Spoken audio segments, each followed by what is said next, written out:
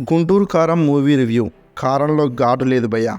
Story line విషయానికి వచ్చినట్లయితే రమణ వాళ్ళ అమ్మ కొన్ని గొడవల వల్ల రమణాన్ని వదిలేసి వెళ్ళిపోతుంది. ఆ గొడవలు ఏంటి, తర్వాత రమణ వాళ్ళ అమ్మని ఎలా కలిశాడు అనేది మిగతా మూవీ.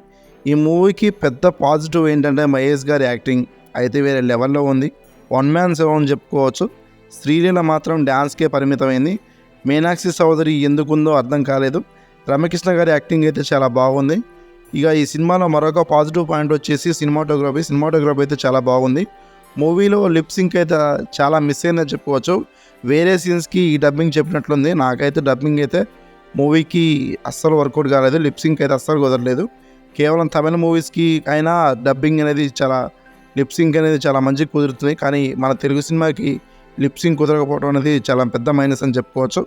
తమన్ అందించిన మ్యూజిక్కి ఒక దండం, అస్సలు బాగాలేదు. అన్ని మూవీస్ బీజిఎం కలిపి ఈ మూవీ కొట్టాడనిపించింది.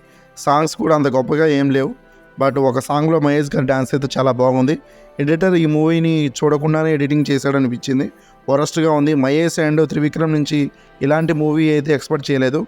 జగత్ బాబు గారు, సునీల్ గారు, రాహుల్ రవీంద్ర గారు అసలు ఎందుకున్నారో అర్థం కాలేదు. మొత్తం మీద ఈ సినిమాలో పాజిటివ్ పాయింట్స్ చూసినట్లయితే మహేష్ బాబు గారి యాక్టింగ్ అండ్ సినిమాటోగ్రఫీ, క్లైమాక్స్ కాస్త బెటర్గా ఉంది. అంతే, మూవీలో ఏం లేదు. ఇక గురూజీ త్రివిక్రమ్ గుణపం దింపాడు భయ. మహేష్ బాబు గారి ఫ్యాన్స్ కళ్ళల్లో కొరివికారం కొట్టాడు.